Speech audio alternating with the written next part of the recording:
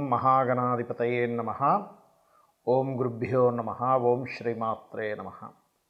అరుణాం కరుణాతరంగితాక్షీం ధృతపాశాంకుశపుష్పబాణచాపాం అనిమాదిభిరావృతాం మయూకైః అహమిత్యేవ విభావయే భవానీం. శ్రీమాత్రే నమః. ప్రేక్షకులకి ఆ లలితాంబిక అమ్మవారి యొక్క అనుగ్రహం పరిపూర్ణంగా కలగాలని మనస్ఫూర్తిగా కోరుకుంటూ 2026 సంవత్సరం ఫలితాల్లో ముఖ్యంగా నక్షత్రాల బట్టి ఏ విధమైనటువంటి జాగ్రత్తలు తీసుకోవాలి, మీరు ప్రధానంగా ఎటువంటి విషయాల్లో మీకు గొప్ప అవకాశాలు వస్తాయి, అదేవిధంగా ఇప్పుడున్నటువంటి గ్రహస్థితి ఏమిటి. అయితే ఈ యొక్క అంశాలు చెప్తుంది నేనైనప్పటికీ కూడా చెప్పేసిన సాక్షాత్ లలిత అమ్మవారికి అభ్యవస్తు. సర్వసాధారణంగా మనం ఏంటంటే ఉగాది నుంచే చూసుకుంటాం మనం ఎప్పుడైనా సరే. కాకపోతే చాలామంది జనవరి నుంచి డిసెంబర్ వరకు ప్లాన్ చేసుకుంటారు కాబట్టి అసలు ఇన్వెస్ట్మెంట్స్ అనుకోండి, వివాహం అనుకోండి, ఒక గృహయోగం అనుకోండి, జాబ్ సంబంధించినవి, అబ్రాడ్ వెళ్ళేవి, ఇలాంటివన్నీ కూడా గ్రహస్థితులు ఎంతవరకు బాగున్నాయి, ఎంతవరకు సపోర్టివ్గా ఉన్నాయి అనేటువంటి విషయాన్ని ఒక్కొక్కటిగా తెలుసుకుందాం. అయితే దీనికంటే ముందు ఈ మేజర్ ప్లానెట్స్ అంటే రాహుకేతువులు నవంబర్ 2026 నవంబర్ వరకు అక్కడే ఉంటున్నారు, కుంభ మరియు సింహరాశుల్లో. దాని తర్వాత కుంభరాశిలో ఉండే రాహు మకరంలోకి, సింహరాశిలో ఉండే కేతు కర్కాటకంలోకి వెళ్తున్నాడు. ఈ సంవత్సరం అంటే 2026 సంవత్సరం అంతా కూడా మే వరకు మిథునంలో ఉండే గురువు మే తర్వాత మనకి కర్కాటకంలోకి వెళ్ళడం జరుగుతుంది. టోటల్ ఇయర్ మొత్తము కూడా శని పర్టికులర్గా మనకి ఇక్కడే ఉంటాడు మన మీన రాశిలోనే. కాకపోతే 27 జూలై నుంచి మాత్రం వక్రిస్తాడు. సో ఒక్కొక్క రాశి రీత్యా విషయాలు మనం తెలుసుకుందాం.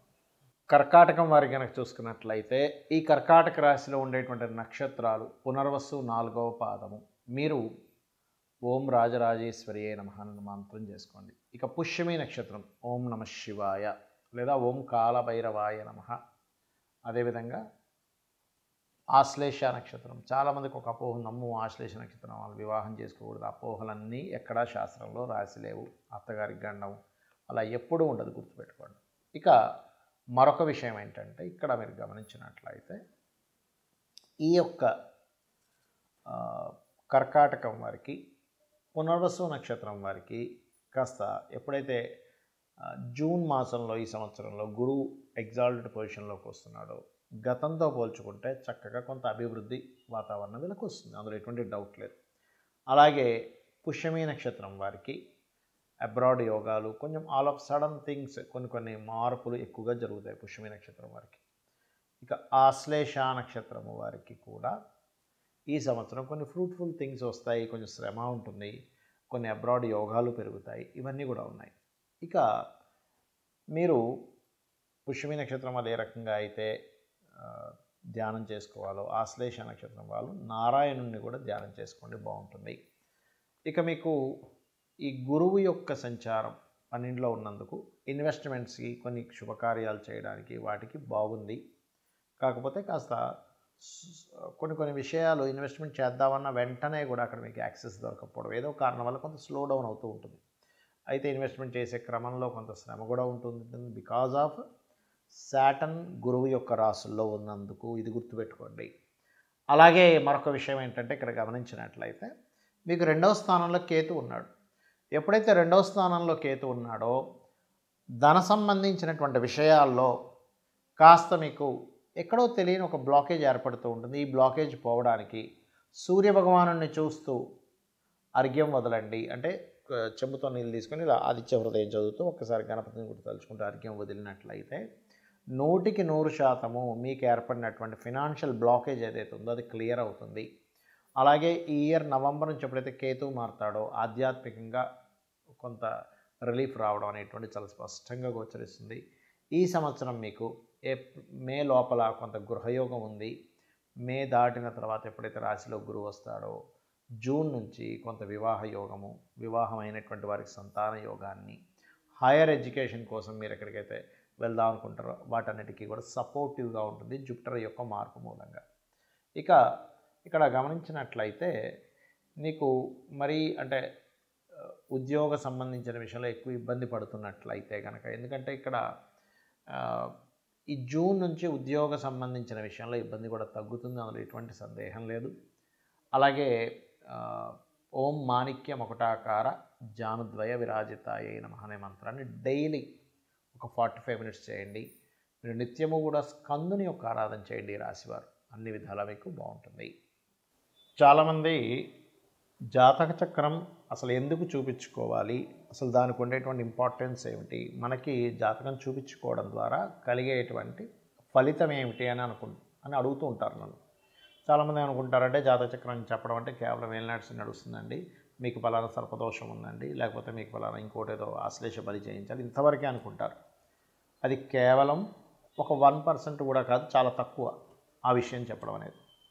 ఒకటేంటంటే మన జీవితంలో మనం బాగా ఒత్తిడి ఎదుర్కొంటున్నాము, విపరీతమైన స్ట్రెస్లోకి వెళ్ళిపోతున్నాము, ప్రతిసారి నేను జీవితంలో ప్రతిసారి ఓడిపోతున్నాను అన్నప్పుడు అది నువ్వు ఏ పరంగా ఓడిపోతున్నావు, అది ఏ భావంతో కనెక్టివిటీ అనే దాన్ని చూస్తూ లగ్నం ఎంత స్ట్రెంత్గా ఉందని చూస్తాం. అంటే ఒక వ్యక్తి చాలా అవలీలగా 500 కిలోలు టక్కన లేపితే ఇంకో వ్యక్తి 50 కిలోలు బరువు అతను లేపడానికి స్ట్రెంత్ సరిపోదు. ఎందుకు? ఇద్దరు మనుషులే కదండి, ఇద్దరు ఒకే వయసు వాళ్ళు. అంటే ఇతనిలో ఉండే శక్తి అతనిలో ఉండే శక్తి వేరు. ఏ అనే అక్షరం బి అనే పర్సన్ ఏఆర్బి అనుకుంటే మా ఉదాహరణకి అలా స్ట్రెంత్ని అయితే ఆ వ్యక్తి 50 కిలోలు కాదు కదా 500 కిలోలు దాటి కూడా లిఫ్ట్ చేయగలుగుతాడు. అలా మీ లగ్నం ఎప్పుడైనా సరే స్ట్రాంగ్గా లేదు, అక్కడేదో ఎఫెక్టివ్గా ఉంది అన్నప్పుడు దానికి సంబంధించి దానం ఇవ్వడం ద్వారా మీ లైఫ్లో సక్సెస్ పొందడానికి, స్ట్రాంగ్గా ఎటువంటి సిచ్యువేషన్స్ వచ్చినా నిలబడడానికి మీ లగ్నం చెప్తుంది. అదేవిధంగా ప్రతి భావము ఉంటుంది. ఇప్పుడు చాలామంది చూడండి, నేను ఫలానా వ్యాపారం చేశాను, నేను ఫలానా ట్రై చేశాను లైఫ్లో, కానీ నేను ఫెయిల్యూర్ అయిపోయాను, ధనం రాలేదు, ఉన్ని డబ్బులు పోయాయి అంటారు. ఇక్కడ ఏంటంటే మీరు ఒక వ్యాపారం చేసేటప్పుడు ఇన్వెస్ట్మెంట్ పర్ఫెక్ట్ టైంలో చేస్తున్నారా లేదా, మీకు అసలు ఎందులో ధనయోగం ఉంది అనే దాన్ని చాలా స్పష్టంగా మనకి జ్యోతిష్ శాస్త్రం చెప్తుంది. అంతేగాని ఏదో ఇది అవ్వచ్చు, ఇది చేసి ట్రై చేయండి అనేటువంటిది ఉండదు.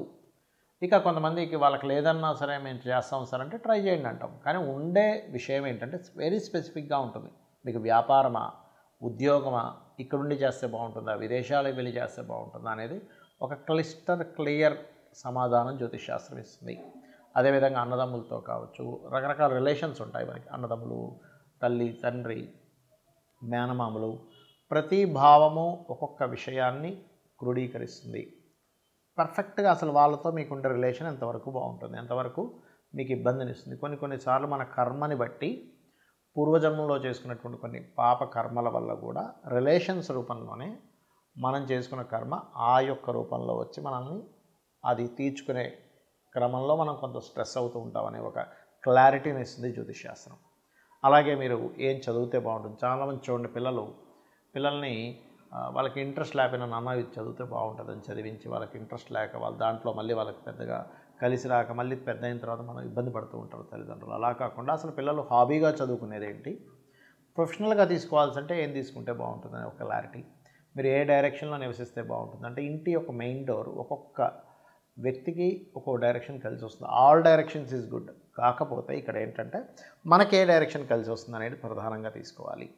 అదేవిధంగా మరొక విషయం ఏంటంటే ఇక్కడ ఈ ఫ్రెండ్స్ కానివ్వండి, షేర్ మార్కెట్ కానివ్వండి, సంతానంతో ఉండేటువంటి రిలేషన్స్ కానివ్వండి, సంతానం ఎందుకు ఇలా తయారవుతున్నారు, వాళ్ళు ఎదగాలంటే ఏం చేయాలనేటువంటి అంశాలు కానివ్వండి, అంటే వాళ్ళకి ఏ పూజ చేయించుకోవాలి, వాళ్ళకి ఎటువంటి లాకెట్ తొడగాలి, అదేవిధంగా మీరు ఎటువంటి రత్నం ధరిస్తే కొంతవరకు సపోర్ట్. ఒకటే చెప్తాను, గుర్తుపెట్టుకోండి, ఏదో కేవలం ఒక రత్నం ధారణ వల్ల మీ జీవితం మొత్తం మారిపోదు, ఇది శుద్ధాబద్ధం. కొంత సపోర్ట్ లభిస్తుంది అంతే. మన జీవితంలో మనం చేసే ప్రతి పని కూడా ఒక సపోర్ట్. ఫర్ ఎగ్జాంపుల్ పొద్దున్నే మనం ఏదో ఒక అలవాటు ఉంది, ఫుడ్ తీసుకునేదాన్ని, ఆ ఒక్కటి కొంత సపోర్ట్ చేస్తుంది మీ లైఫ్లో. ఒక యోగా కొంత సపోర్ట్ చేస్తుంది, లేదా ఒక పని కొంత సపోర్ట్ చేస్తుంది. అలాగే ప్రతిదీ కూడా లైఫ్లో కొంత సపోర్ట్ చేసుకుంటూ అన్నీ కలిపి మీ లైఫ్లో ఒక అద్భుతమైన స్టేజ్కి వెళ్ళేలా చేస్తాయి. అదేవిధంగా వివాహ జీవిత భాగస్వామి ఎలా వస్తారు, ఎలాంటి వ్యక్తులతో మీకు వివాహం అవుతుంది, అసలు మీ వివాహ జీవితం ఎలా ఉంటుంది, ఎట్ ఎ సేమ్ టైం మీ యొక్క జన్మజాతకంలో మీరు వృత్తి వ్యాపార సంబంధించిన విషయంలో ఎప్పుడు అప్ అండ్ డౌన్స్ ఉన్నాయి, ఎప్పుడు ఇన్వెస్ట్మెంట్ చేయొచ్చు, ఎప్పుడు ఇన్వెస్ట్మెంట్స్ చేయకూడదు, ఇలాంటి అనేకమైనటువంటి అంశాలు. అదేవిధంగా మీరు నిత్యము ఏ దేవతారాధన చేస్తే బాగుంటుంది, అలాగే మరొక విషయం ఏంటంటే ఇక్కడ గమనించినట్లయితే మీరు ప్రత్యేకంగా ఒక్కోసారి చూడ మనం కార్స్ తీసుకుంటూ ఉంటాం, లేకపోతే కలర్స్ ఇంపార్టెంట్ పని మీద వెళ్ళినప్పుడు కొన్ని కలర్స్ ధరిస్తూ ఉంటాం. అంటే ఇక్కడ ఏంటంటే ఆల్ కలర్స్ ఈజ్ గుడ్, కానీ మీరు ఎప్పుడైతే ఇంపార్టెంట్ అనుకుంటారో, నేను పలానా పెళ్లి చూపులకు వెళ్తున్నాను, లేనట్లయితే పలానా ఆఫీస్లో ఫస్ట్ టైం జాబ్ చేయడానికి వెళ్తున్నాను, ఇట్లా ఉన్నప్పుడు ఒక మేజర్ ఇన్సిడెంట్, మేజర్ టర్న్ ఒకటి ఉంది మీ లైఫ్లో, అప్పుడు మీరు వేసుకోవాల్సిన కలర్ ఏంటి, ఏ డే వెళ్తే బాగుంటుంది, ఏ డేస్ మీకు బాగా కలిసి వస్తాయి. All is good, but A days మీకు బాగా కలిసి వస్తాయి. ప్రతిరోజు మంచి రోజే మన జ్యోతిషాస్త్రరీత్యా, కాకపోతే మీకు ఏది కలిసి వస్తుందని తెలుసుకోవడమే జ్యోతిషాస్త్రం. ఈ రకంగా అనేకమైనటువంటి అంశాలు, ఎటువంటి హెల్త్ ఇష్యూస్ వస్తాయని కూడా ఉంటుందండి. సో ఆ హెల్త్ ఇష్యూస్ మీరు అవాయిడ్ చేయాలంటే ఏం చేయాలి, ఏ దేవత ఆరాధన చేసుకుంటే రుణరోగ శత్రువు నుంచి బయటపడతారు, ఇలాంటి అంశాలన్నీ కూడా జ్యోతిషాస్త్రంలో ఉంటాయి. కాకపోతే దీనికి మీకు ఏంటంటే పర్ఫెక్ట్ టైం, పర్ఫెక్ట్ అంటే మీరు ఏ రోజు పుట్టారు, ఏ ఏ సంవత్సరం ఏ నెలలో పుట్టారు, కరెక్ట్ టైం ఉండాలి. సో ఇవన్నీ లేవు, నాకు ఏమీ తెలీదు అసలు అని అనుకుంటే ఒకటే చెప్తాను, నిజాయితీగా మీ ధర్మాన్ని మీరు పాటిస్తూ అమ్మవారిని నిత్యము ధ్యానిస్తూ ఉండండి. అమ్మవారిని చూసుకుంటుంది. శ్రీమాత్రే నమః.